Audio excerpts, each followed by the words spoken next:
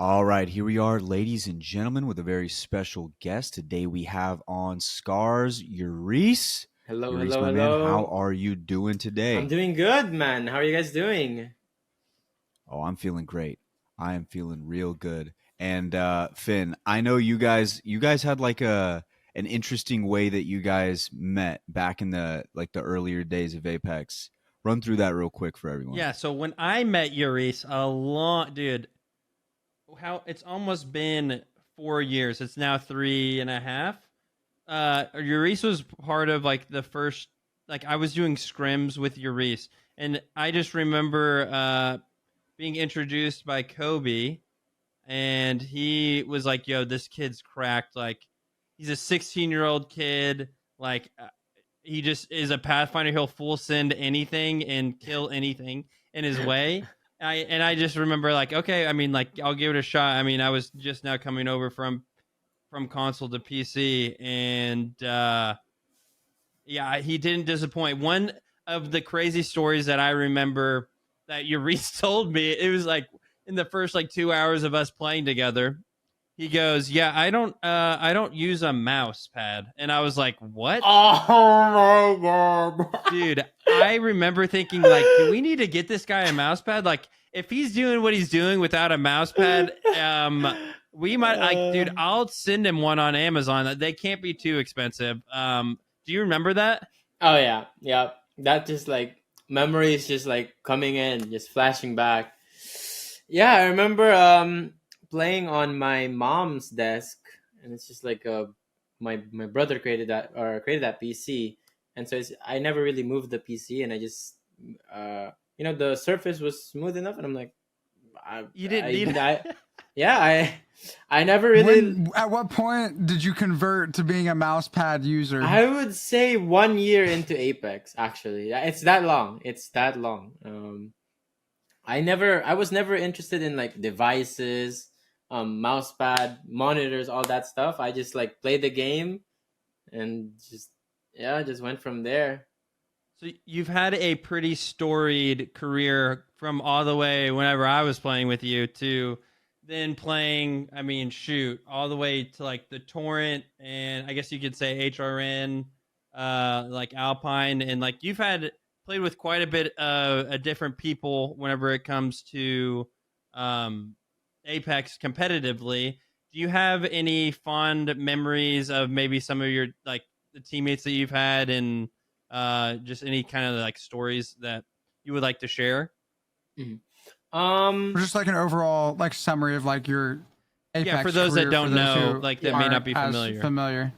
Yeah, so I first started playing competitively, um, I guess in the tier 2 scene with like like with people like you, Viniki, when we used to play like scrims and stuff.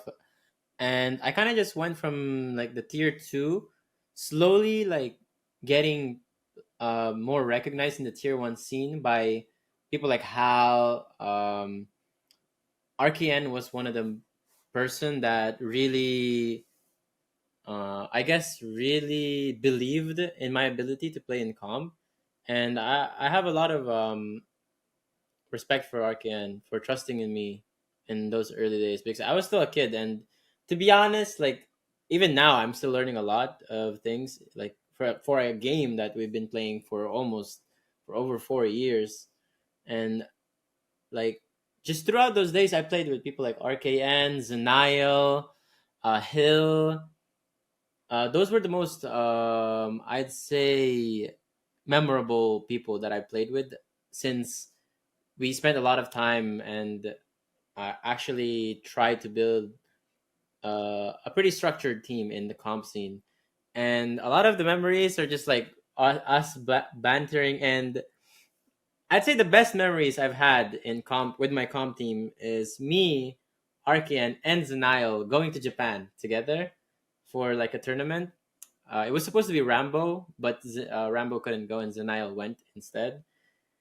And it was a first time for me to go on a different country. Like I'm from the Philippines. I was in the Philippines until I was 12 years old, and I moved to Canada um, since from 12 years old, and I've been living here since, well, until now. And I wouldn't call it like going to another country. I mean, it is going to another country from Philippines to Canada, but like I'm living here. I'm not like visiting. So when I came to Japan for the first time with RKN, and now it's like it was such a cool experience, and I actually felt like I got to hear through a game, through playing a video game, and it was the best. Honestly, it changed I think it changed a lot of my perspective that I still hold on to today. So I've applied for citizenship like almost 2 years ago, and I should be getting it soon. And so while I'm on that wait, I don't want to be stuck in the middle. So I just kind of want to commit to doing one thing, and I want to go back to playing comp again. And I'm just kind of looking to see who I can like play with right now. That's what I was gonna ask you. Is I knew, you did like I was gonna ask you about the transition out from playing with Torrent back in the day to then you kind of making the career change of wanting to do content creation, and you at that time you were still also, I think, like experimenting with like Japanese like specific streams and stuff like that, and you were learning the language and all that. I would love for you to go into that decision and kind of how that has shaped your career up until this point after comp. Yeah. You also gotta have the come up story. You're on a more unique style of streaming now. Just no, like yeah, the yeah. overall Compared to before, no, 100%. journey of how you, because you went from just like a kid who was grinding rank, yeah, playing and that's comp, like common, to right? Like, then you became a like Japanese superstar, and it's just people got to know the story. yeah. So from how it happened, it's such a like you think it's just it's scripted, honestly. So Apex kind of went on this like stale rank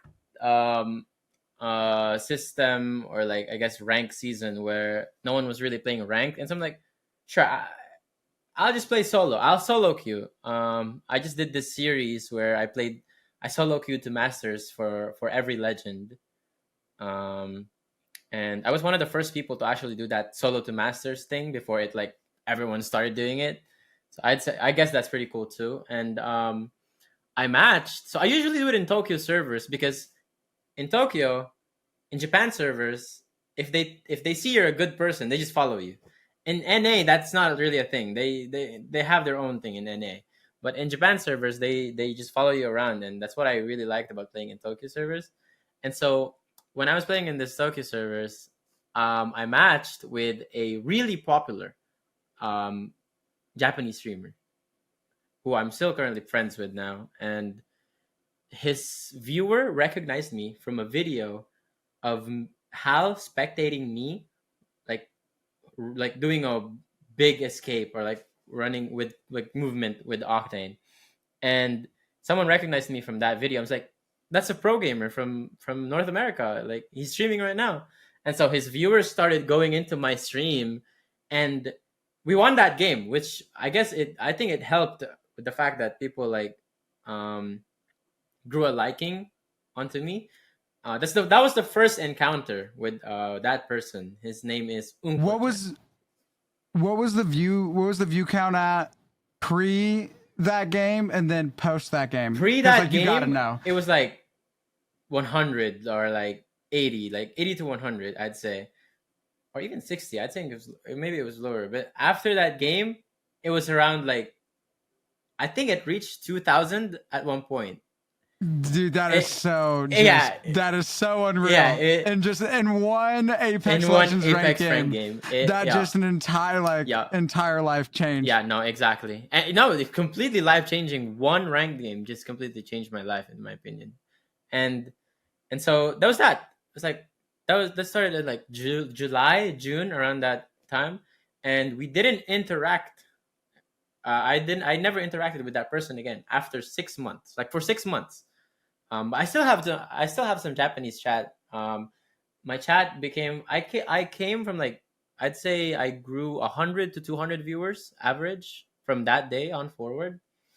My chat was still English. There's a few Japanese people as well. It's kind of like half Japanese and English. I allowed the Japanese at that time, and I was trying to like manage English and Japanese chat. And so, um, after that 6 months, I matched with that person again, and I think from there on it was just set. Like, um, it just kept going.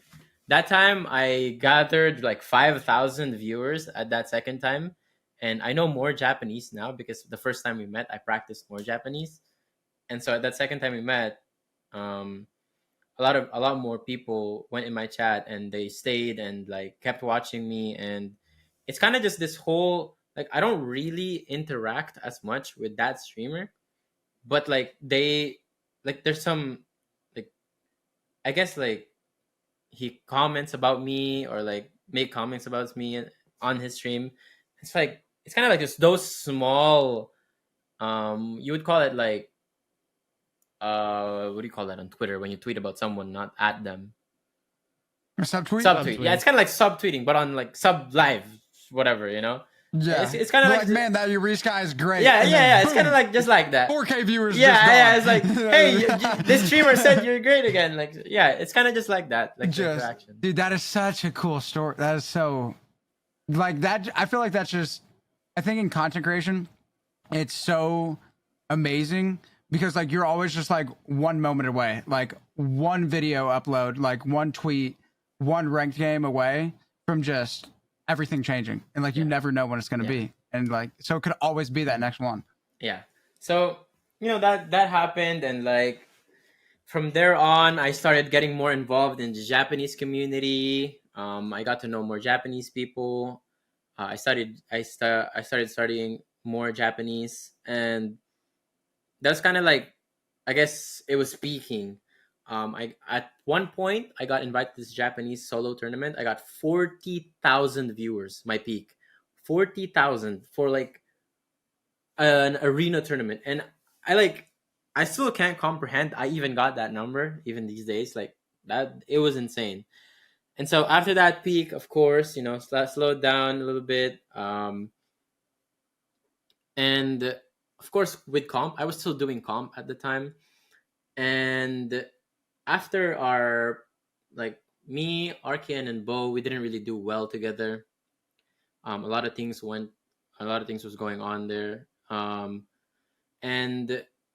after that ALGS split, it went like I guess when things go wrong, I think like almost everything just goes wrong altogether. And so like after that split one, I stopped comp for a little bit because of the whole visa thing, and so what happened is I kind of got into a slump. Like, shoot, like, do I still want to continue this like Japanese content creation thing, or do I want to go back to like the English content creation thing? Because I trust my viewers enough to, I think a lot of people would stay even if I did just speak English and have my chat as English. And that's like a completely different path I'm gonna take, and you know, like, do I want to commit to that? And at that time, I was going to Japan, or like planning on going to Japan because I was invited to a tournament, and so I'm like, okay, I think I'm gonna make this like the set decision, like the decision maker, because at the time I was like a really low point in my life. Like I went in I look back at it now, it's funny. It's like on a heartbreak, and it's like a 2-year relationship just ended. It's like the comp stopped playing comp, so I'm like, shit. Like I'm in a really bad mental state, and so I'm like, okay, I'll make this trip to Japan like the decision maker. I'll see if I'm gonna go back to English after this trip, or will this make me fall in love with the Japanese community more. And so I went to the trip. It was with RKN, with Zenile, and the moment I stepped into Japan, I just knew. I just knew. It just clicked into me. It's like, this is what I want to do. Like, I'll commit to I'll commit to the Japanese community, and I'll learn more Japanese. I'll do what it takes to be able to grow in the Japanese community more. And here we are still.